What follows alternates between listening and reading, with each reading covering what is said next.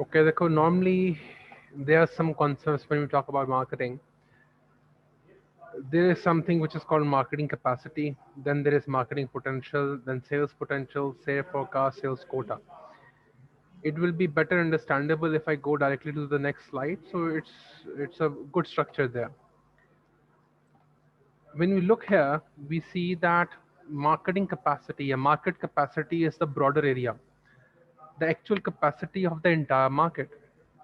By this we mean ke when we were talking about soda or cold drinks or anything like that, so market capacity would be the ability of the entire market to buy or consume a specific volume or quantity of sodas. So for this example, we can say 400,000 units of soda, which can be bought in Karachi. So we would say that marketing capacity is this. This is the bigger, broader element. So this is what they can consume. Now, when we talk about market potential, this means that even that is the number of units they can consume, but right now they have the money or the potential to buy only 350,000 units. They have capacity which is higher, but the potential is slightly lower. Capacity means total ability to do something. Potential means कि actually having the resources to do that something. So 400,000 people could buy, but the market potential shows that not 400,000 people would actually buy because 50,000 people might not have the money.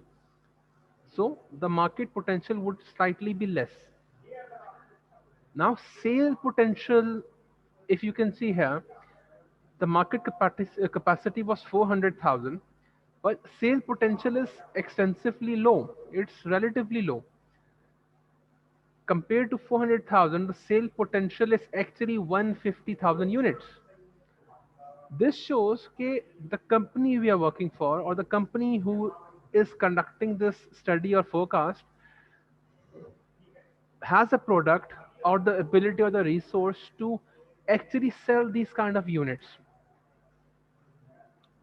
But let me correct that. But the specific product which we are selling, when we talk about the soda market, we are talking about all kinds of sodas, be it black, be it flavored, be it transparent, and so on. So the sale potential shows the product which we are trying to sell has a smaller potential compared to the entire broader market potential.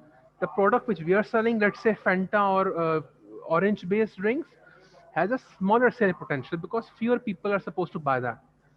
So then we conduct a sale forecast.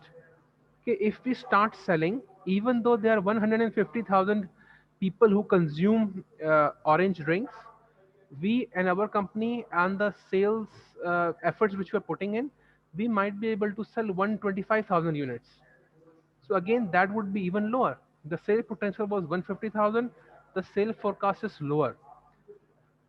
Keeping the sale forecast in mind, okay, let's say 125,000 can be sold. It's not necessary that they will be sold, but this can be sold. So the sale quota is set. The marketing team, depending on the members, so they will divide this 125,000 units into the number of salespeople they have.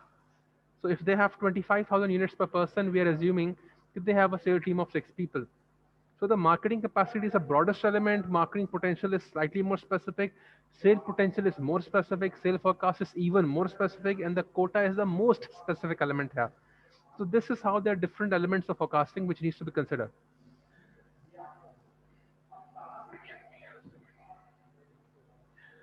Acha, how we can estimate current demand is a more complicated topic which I think we should discuss in detail later on.